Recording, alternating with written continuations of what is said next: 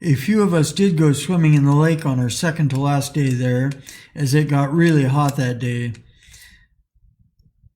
I vividly recall that Jessica, who is now my wife, well, at the time this book was written and published, where was I at? She did not even recognize me after I had gone underwater and come up for air again.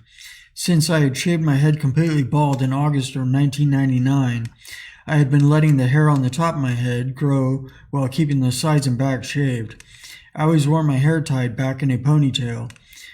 She had never seen me with my hair down, which was down to my shoulders.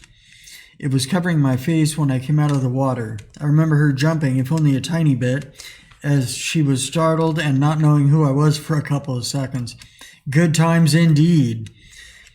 July has always been a busy month in my family, so far as birthdays are concerned. As a matter of fact, my stepmom's is on the 7th, and mine is the next day.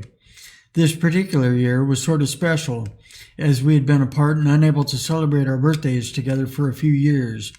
She got a big cake, plenty of soda pop and water. This is my stepmom. She got a big cake, plenty of soda pop and water, and set up a table for people to eat at while her husband barbecued. She let me invite a bunch of my friends, so I had about 20 of my friends over for the birthday party. Even Jessica's mom and sister were there.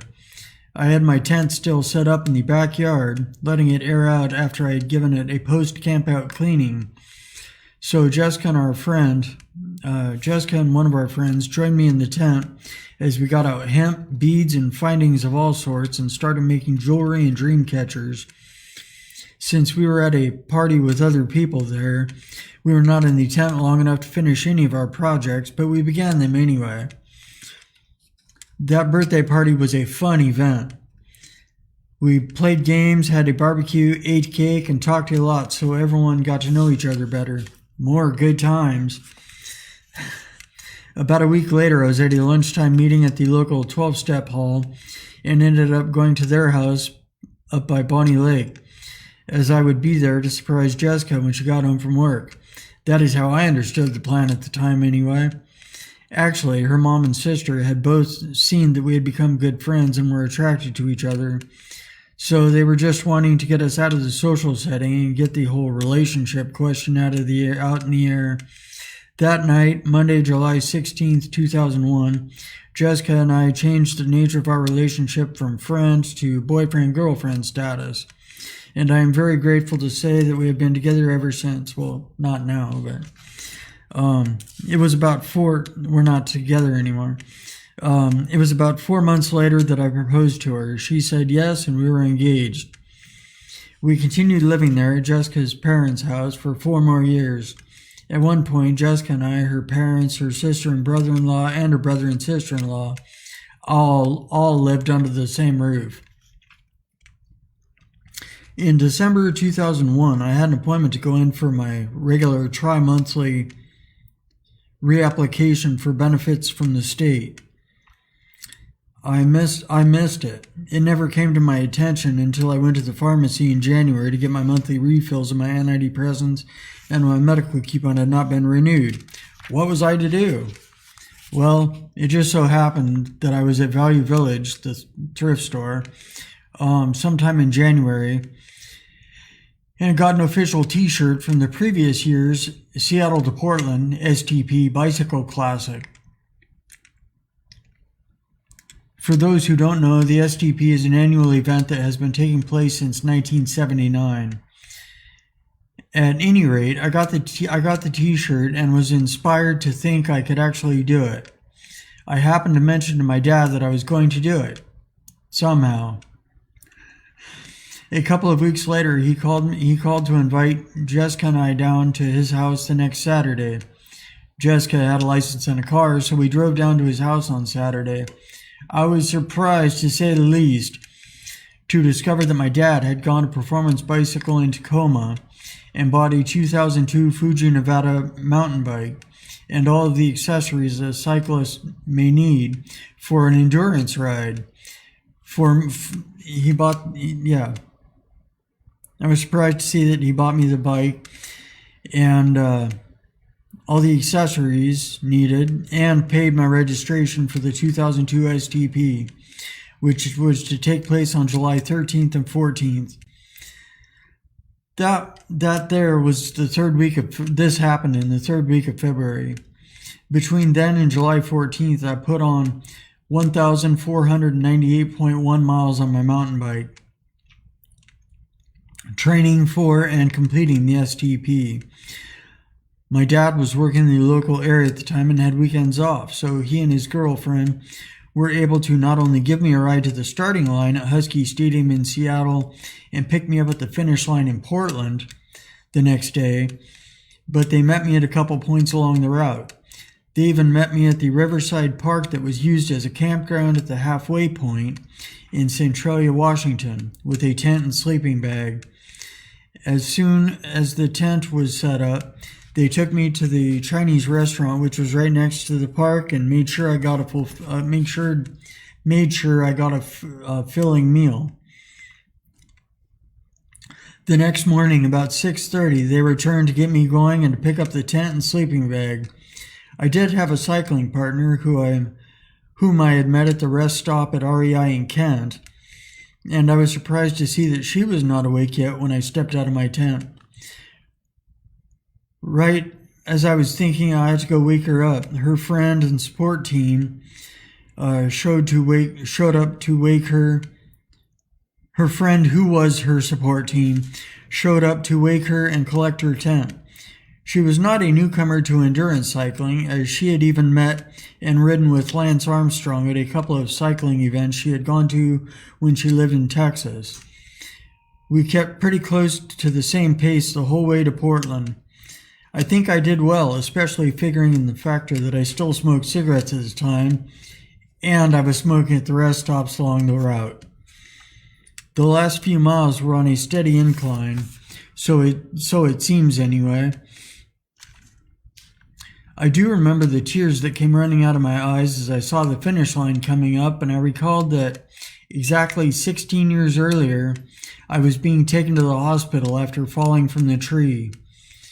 I had been given a prognosis of being a vegetable, or at the best, being wheelchair bound, yet here I was crossing the finish line of the STP, having ridden my bicycle 200 miles to get there.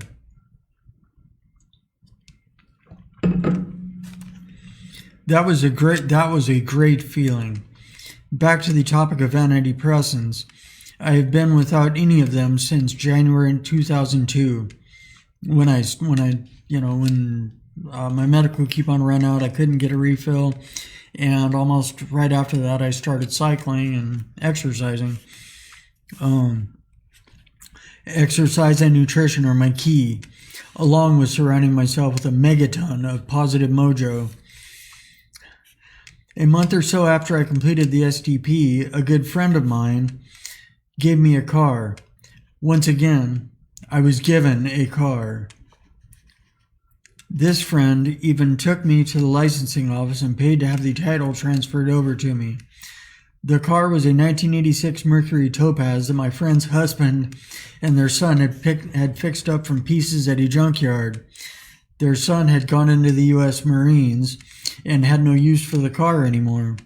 They just wanted it out of their yard. This must have been a sign, right? I was talking to my dad about it, and he suggested the same thing that other people were telling me at the time. Go get your license.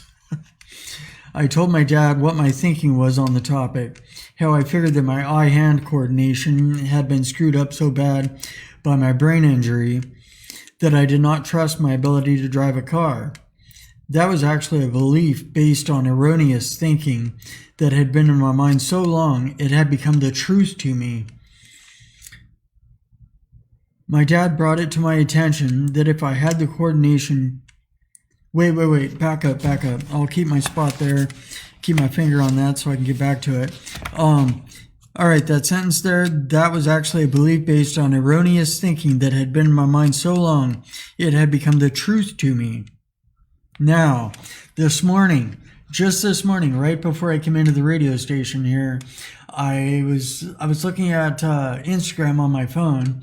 Tom Bilyeu I don't know if you're familiar with him, Tom Bilyeu. He does impact theory, and he's got several other programs he does now. He's actually from here in Tacoma, and it would be amazing if I could have him on my show one day. Yeah, at any rate, I was watching a video of Tom's on Instagram, and he was talking about repetition and how repetition, is very helpful, and repetition is magic, and something to that effect. And to paraphrase him, it's magic. And yeah, it's like yeah, it's repetition, and I commented on his status, just relating the fact that, my life used to suck, and I just thought about everything negatively, and, everything was going downhill, negative stuff happened, and I stuck with that, just everything was down, depressive, and, then I latched onto that word phenomenal that I heard from Eric Thomas, and I latched onto that, and as soon as people started asking me every time after I latched onto that word, every time anyone asked me how I'm doing, the answer would no longer be pretty good, I guess. The answer became phenomenal, and eventually it just seeped into everything. My thinking, seeped into everything. My thinking all the way to my life. Life is phenomenal. And anyway, just repetition, just stick with that. At any rate, some things repetition, it gets old, so you got to switch it up. But, just, I don't know, latch onto the phenomenal stuff and repeat that. Yeah, at any rate, my dad brought it to my attention that if I had the coordination to ride a bicycle to 200 miles, my dad brought it to my attention that if I had the coordination to ride a bicycle 200 miles from Seattle to Portland, that I had more than enough coordination to drive a car. His analogy made perfect sense. I almost immediately went down to the local licensing agency and acquired a learner's permit. I began driving right away with experienced drivers in the car and was doing great at driving. It seems like I only had my permit for about a month, and I went down to the licensing agency, took the test, and upgraded to a driver's license. Why had I been so fearful of driving for so long? The answer may be that it was driven into my head by others and myself